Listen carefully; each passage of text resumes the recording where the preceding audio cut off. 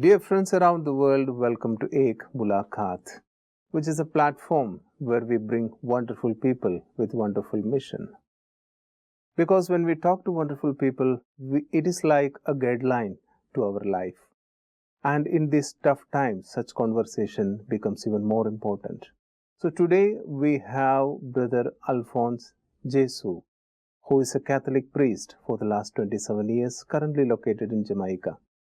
And he has traveled in many countries and served Jamaica, in Africa, Philippines, and Canada, to name a few, and of course in India also.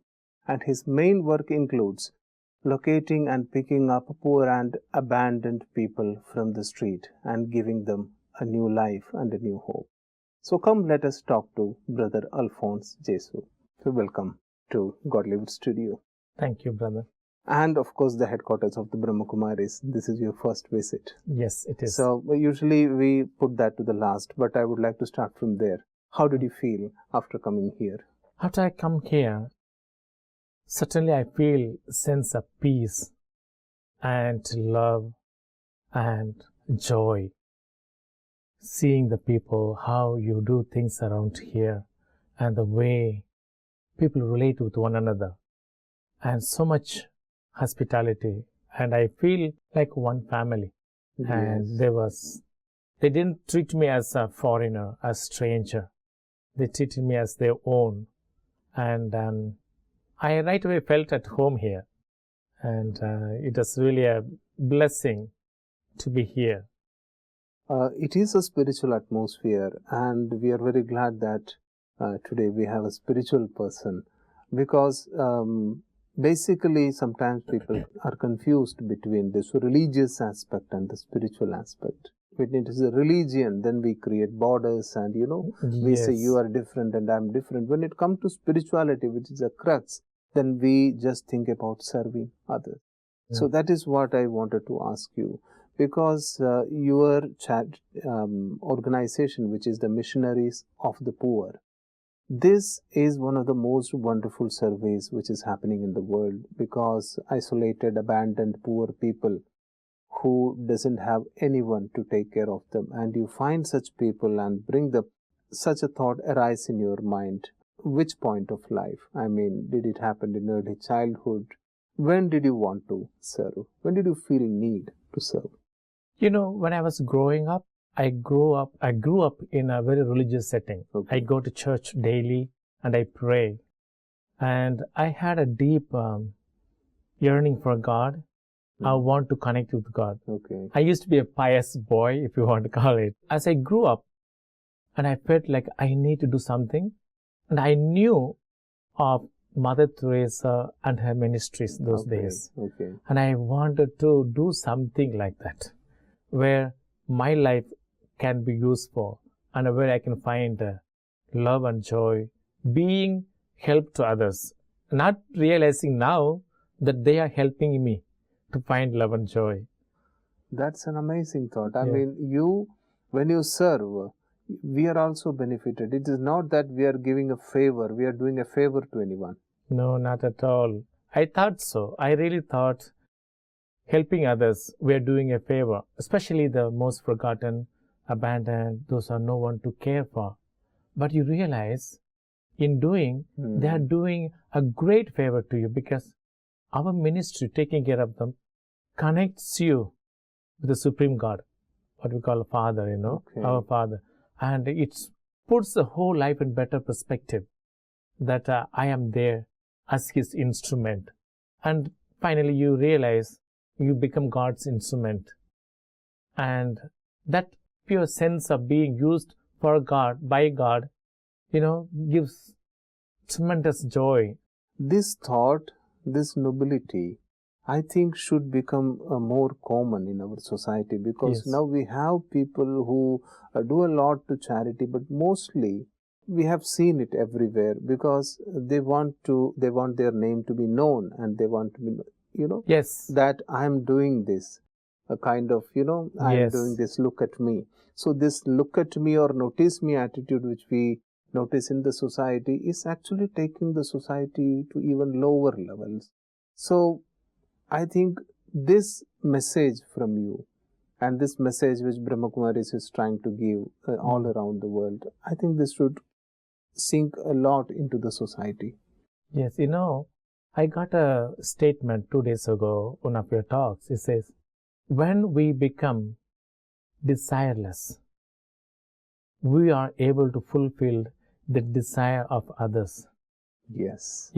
Whenever we give our arm to others, we say in the Catholic faith, let your left hand do not know what your right hand is doing. Yes. Means do things quietly for the love of God. If we do everything for love of God, we will not be in the equation. Yes. We'll put God first. But the problem we are facing now, every little act of charity, kindness we do, we won't do it in the name of me, myself, ego, and we remove and God. People put that in their biodata also. Yes. See, I'm helping such charities. Yes. So I'm a charity person. So, this is amazing, this selflessness. We have this word selflessness, but we see very less practical application of it nowadays. Yes. So, what do you think an individual should do?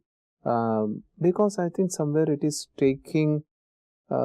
making our life itself a bit difficult when we think about I and mine. You see, my identity, and this is my work, and you say you're taking yourself out of the equation.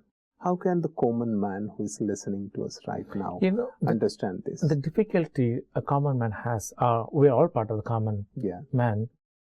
We are not first and foremost connected with God. Okay. Get ourselves connected with God, we will know the purpose of our living. We live primarily to be with God and to radiate God's love in our world, not my love to the world. Because we are like a beggars before God. God gives us every blessings that we have, and we in turn must radiate and give back the blessing to others. When we realize we do not possess anything, and we are not the author of our life, we are not author of what we possess, it's surely merely given to us. We become like a good stewards in taking care of what God has given us. Then we will not focus on ourselves, but focus on the boss. Yes. I use the word boss, not in a bad way. A father. As a father who uses his children to bring about his love. Brother Alphonse, you beautifully put it that we need to connect to the Father, to the God. But from the average point of view of the average person, people are very skeptical when they hear the word God. See, it is a sad state of the society now. When you say God, people think he may be talking about his God. Yes. So this has become one of the biggest barriers, and the people are not connecting to God as they should. The relationship is not there, are desperately seeking for God. There are people who do that, but the relationship part is not there. How can we find that relationship and keep it? You see, the difficulty I see in people finding true identity as one God, they are not able to see each other as brothers and sisters. Okay. If I see you as my brother, if I see other as my sister, there's a connectivity right there. And we become one family. When you have one family, obviously you have one father, no? This is great. I think now I connect the teachings from the Brahma Kumaris also. It is taught here to be, look at others as the soul. It is a soul-to-soul connection, not the body-to-body connection. Yes. There are two separate distinct words we use quite often here, the soul consciousness and the body consciousness. This is what precisely you are explaining, because when we are in body conscious, we cannot consider the other person as a brother or a sister. Yes. It comes from the soul consciousness. Because the body has limitations. Yes. Whereas the soul comes from Supreme God. Because the soul embodies divinity. Yes. Because we share in likeness of God in the soul. So when we possess that, then we are all one. And all others are mere accidents. Like I worship this way, you worship this way. And in all our worship, if you put love, then there will be no distinction of each other. and we'll able to see in each other. I mean, we'll become transparent. I wear white dress. Brahma Kumaris wear white dress. We radiate the glory of God. We become the medium to reflect the love, the peace, the joy of God to the people. Then they will see no longer us, but they will see, oh, he is really a person of peace. Yes. In other words, they say he's a really person of God.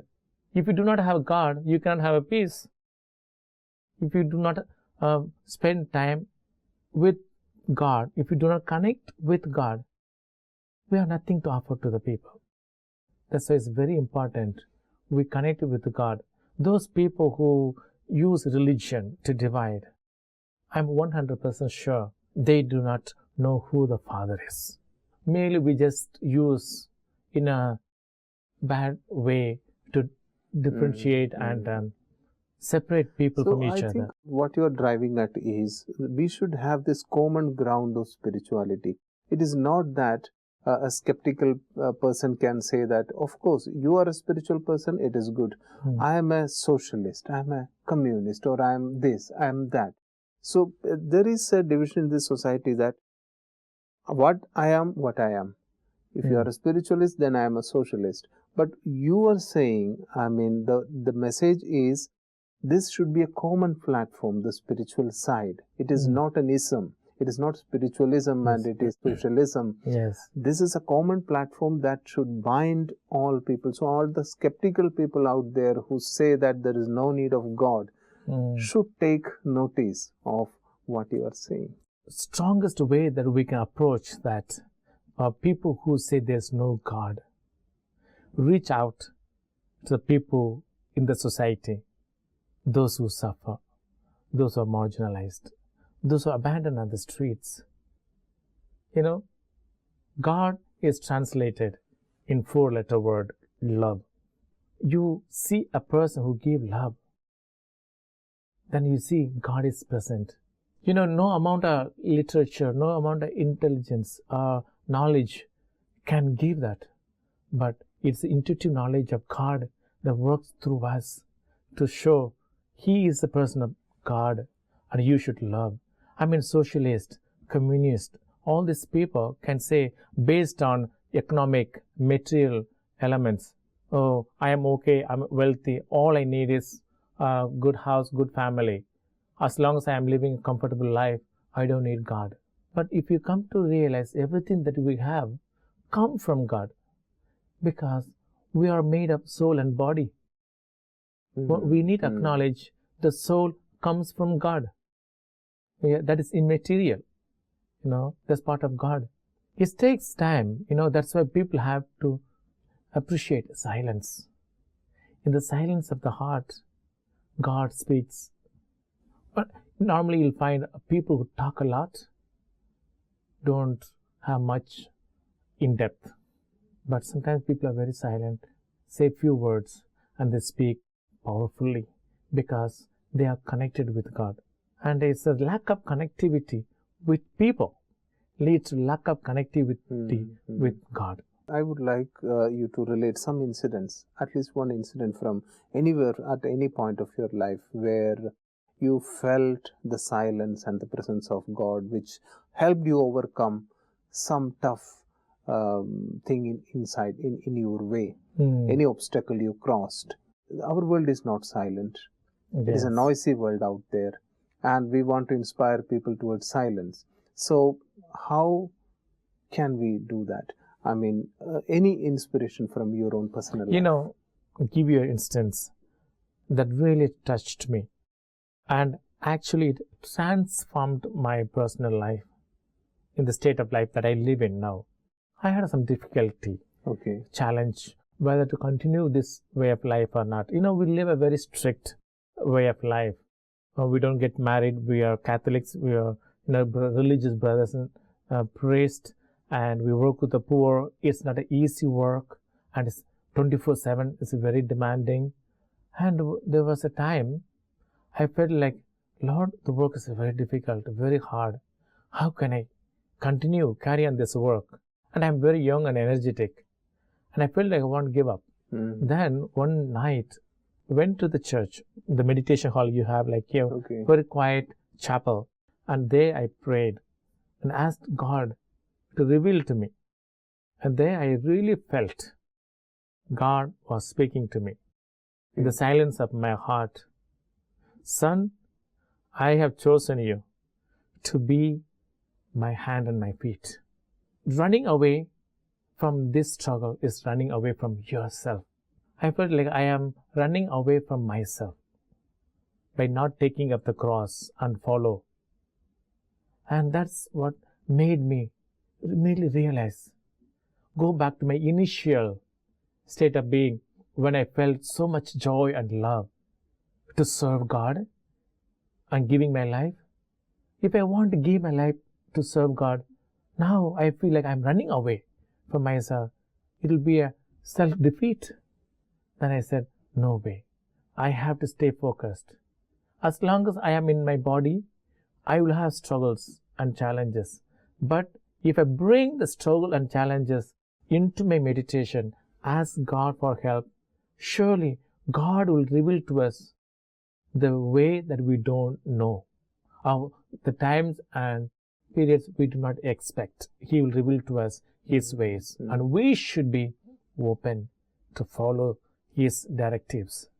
The modern man don't find a logical reason why you have chosen this life. They ask, did you have a problem in life? Why you have become a priest or a... See? So is it necessary to have a problem in life before you turn to spirituality? Absolutely not.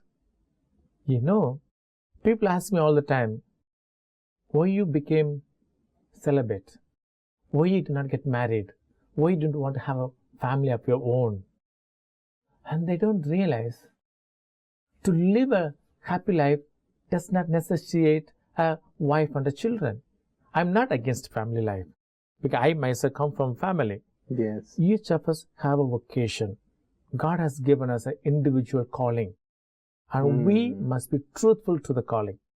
I am given a vocation to serve God in this particular way of life, not because I had a problem. I didn't have a problem at the age of 18 when I just graduated from my higher secondary school. I was full of life, enthusiastic, wanted to do many things in my life. In my mind, I wanted to give the best to God, which is my youthfulness. And up to this day, I don't regret. You know, I have given the very best with its limitations. And we should give the very best of ourselves to God. Yes, yes. That's ourselves, you know. I think it is rightly said, a celibate, a brahmachari, someone who renounces the family and all the other material pleasures, send out such powerful vibrations to the world that even the 5 elements are benefited from that. And we need more and more people who can send such kind of vibration. I want to ask one thing here. There are many of our married couples who later understood the importance of spirituality, and what advice can we give them? In Brahma Kumaris, we say you look at each other, the husband and wife, if they look at each other as souls, united for a mission, and then that unnecessary elements which create trouble in the family life will not come in between. And it is said very clearly, you put God in between, both of you. So what do you suggest? Will this be a good idea for all those who are already married, who want to be a bit to take a spiritual energy in their life? Will this be a good way to move forward? It will not be like, it is the good way to move forward.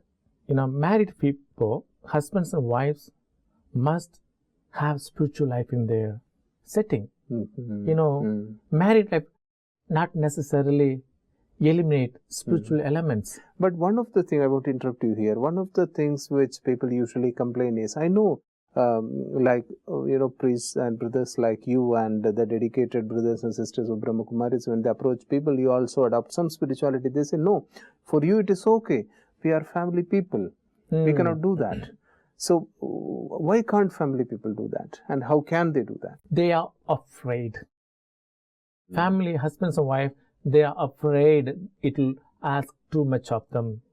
You see, when a people live a particular way of life, they are afraid to give up the bad way of life or sinful way of life or life that they indulge upon. The more and more you begin to live a good life, you are saying no to many things. Saying yes to one thing means no to many things. Yes. They are afraid to say no to many things. And we need to have the willpower. The mind, we need to control. Husbands and wife had come together in this.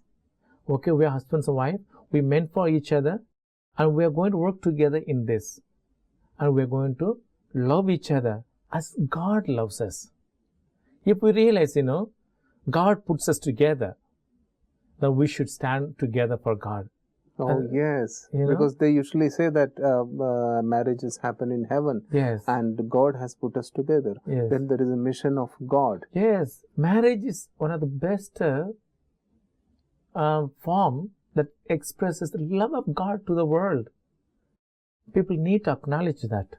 Married life is a beautiful life that husbands and wives, when they live together, forgive each other and love each other sincerely, from the heart, they can touch millions of lives more than we do. Because we are small sectors in society, but married people everywhere. And they need to realize we need to be centered on God, the Supreme Being. Abba, we call a father must be part of our life. Then they will be able to radiate the love of God to the children. This is beautiful, Brother Alphonse. You just said the word Abba, which was used by Jesus. He always, in Hebrew, especially, it is called Abba. And in Tamil, where you Abba. basically come from, it is called Appa. Yes. And in almost all the languages of the world, we can find this word. And once we understand the universality of one father, belonging to one father, almost all of our problems may vanish very quickly. In our faith, the universal prayer starts with Our Father who art in heaven. Yes. Almost every religion has some form of prayer that connects us to the Supreme Being who is in heaven, a heavenly being, our Father. We need to rise above our differences and connect together as we are one family. I do not understand what hinders us from calling each other brothers, calling each other sisters.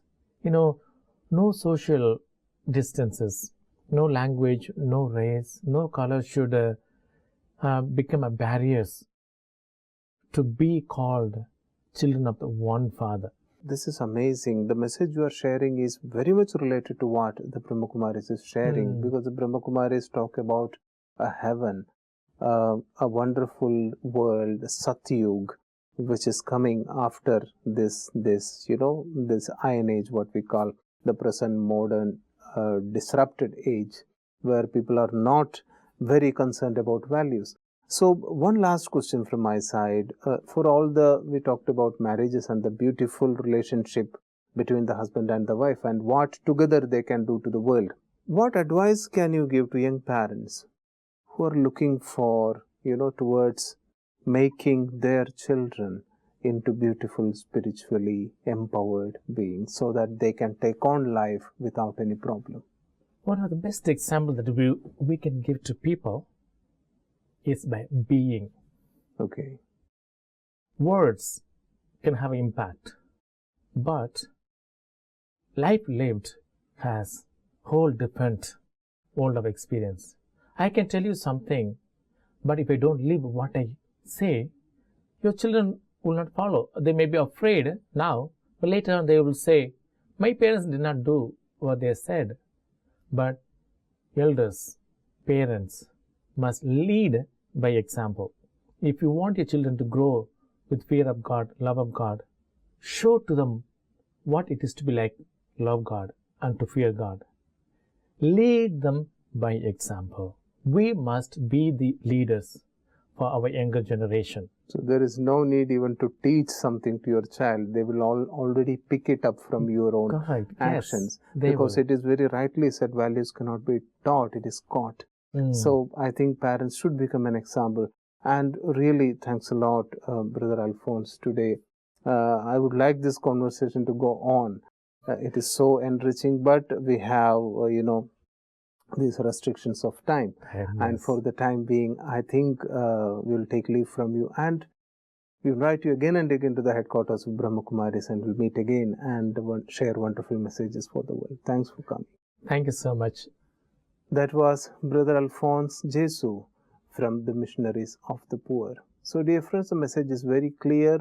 Whatever name we call Abba, Appa, Baba, Father, he is someone who is waiting for us to be connected. And once we connect, then all the problems that find ourselves in difficulties will vanish into thin air. And that is what we need. Because we are navigating tough times, such conversations, such values become even more important. So I think our takeaway today is, let us focus on one Father and understand that we are the children and have a global outlook. Everyone belongs to us. We belong to everyone. And that is the real world view which all of us want. That is the best way to create a new world. Thanks for watching, and until we meet in another episode, it's a goodbye from all of us.